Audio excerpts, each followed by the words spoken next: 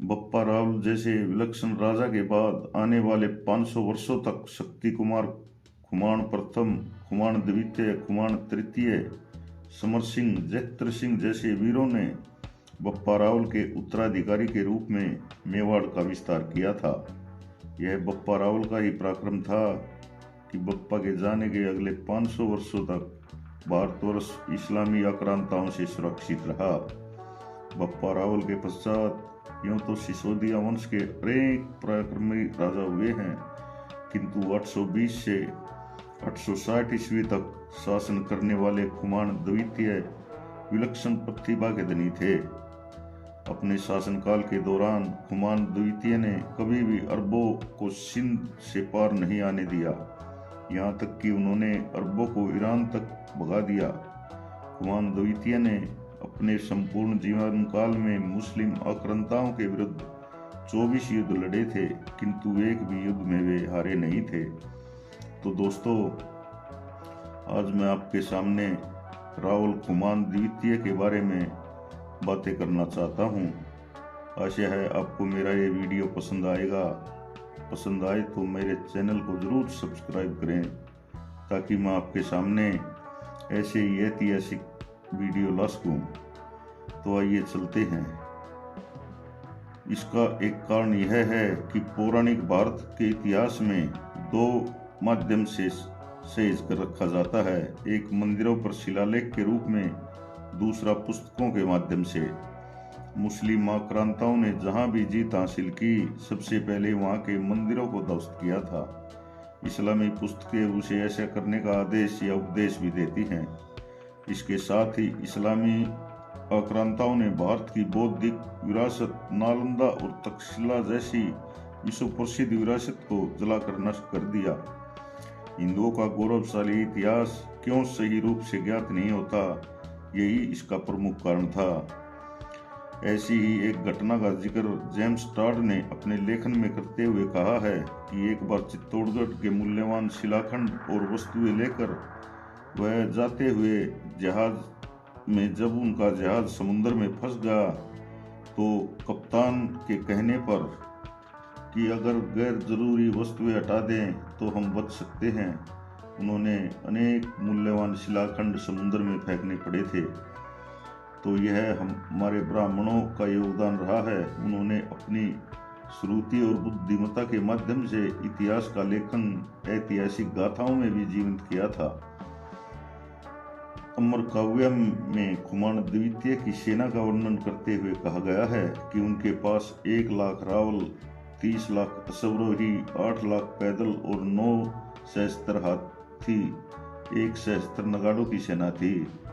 James Tod की पुस्तक एंस and एक्टिविज में कहा गया है कि सभी राजवंशों की वंशावली का वर्णन इस प्रकार है। एक बार अरब के अल-मामूद, जिसे महमूद के नाम से भी जाना जाता है, हालांकि यह महमूद गजनबी से अलग था, उसने भारत पर आक्रमण कर दिया। खुमान द्वितीय के नेतृत्व में कश्मीर से लेकर रामेश्वरम तक 40 राजवंशों की संगठित सेना ने अरबों पर आक्रमण कर उन्हें बुरी तरह पराजित कर दिया था। इतिहासकार टॉड के अनुसार जितनी बड़ी संख्या में खुमान द्वितीय के नेतृत्व में हिंदू राजवंश एक साथ आए, उसके पश्चात किसी भी कालखंड में ऐसा नहीं हुआ था। खुमान द्वितीय ने महमूद को 6 महीने तक अपनी कैद में रखा और फिर उसे इस शर्त पर छोड़ दिया कि वह कभी भी भारत में आक्रमण करने नहीं आएगा। दरअसल इतिहास में ऐसे अनेक उदाहरण मिलते हैं जब राजपूत राजाओं ने इन दुष्ट विदेशी आक्रांताओं को परास्त करने के पश्चात उन पर नाशक दया दिखाई, जिसके कालांतर में अत्यंत गंभीर परिणाम हुए। जैसा कि सिसोदिया वंश के इतिहास में हम जानेंगे कि महाराणा कुंभा ने मालवा के सुल्तान महमूद खिलजी को 6 बार परास्त करके बाद में छोड़ दिया था। इसी प्रकार महाराणा सांगा व महाराणा हमीर सिंह ने तुगलक को तथा पृथ्वीराज चौहान ने मोहम्मद गौरी को छोड़ दिया था। उसके बाद ब्राह्मणों के कहने के अनुसार खुमान द्वितीय ने अपने बेटे जोगराज को सत्ता हस्तांतरित कर दी थी, किंतु जोगराज एक अयोग्य राजा सिद्ध हुआ, जिसके कारण खुमान द्वितीय को अपने बेटे को अपदस्थ करके पुनः शासन की बागडोर अपने हाथ में लेनी पड़ी थी। कहते हैं तब वह ब्राह्मणों से इतना नाराज हुआ कि उसने हजारों की संख्या में ब्राह्मणों को मरवा दिया। कुछ वर्षों पश्चात सत्ता के लालच में अंधे खुमान के बेटे मंगल ने ही अपने पिता की हत्या कर दी। इस प्रकार सिसोदिया वंश का यह वीर पंचतत्व में विलीन हो गया।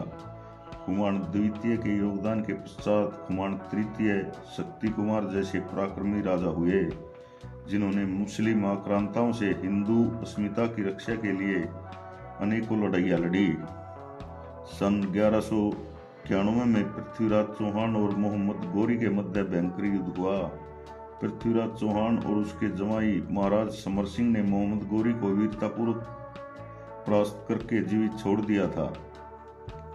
मोहम्मद गोरी को जीवित छोड़ दिया जाना इतनी भयंकर भूल थी, जिससे कालांतर में न केवल पृथ्वीराज चौहान बल्कि उसके परिवार और साम्राज्य को जो हानि हुई वह इतिहास ही जानता है, जिसके दुष्परिणाम आज तक संपूर्ण हिंदू समाज भुगत रहा है।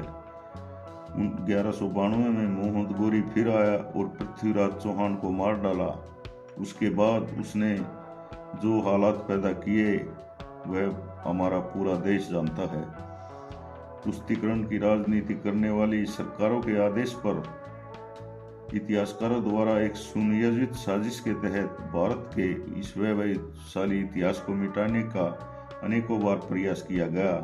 हालांकि इस दौरान कुछ ऐसे इतिहासकार भी हुए जिन्होंने काल के गर्भ में छुपे ऐतिहासिक सत्य को उजागर करके हमारे सामने पहुंचाया, ताकि हमारे महापुरुषों के शौर्य और पराक्रम की वीर गाथाएं जनमानस तक पहुंच सके। तो दोस्तों, ये था खुमान द्वितीय का इतिहास। आपको कैसा लगा? अच्छा लगा हो तो कृपया मेरे चैनल को सब्सक्राइब जरूर करें। धन्यवाद।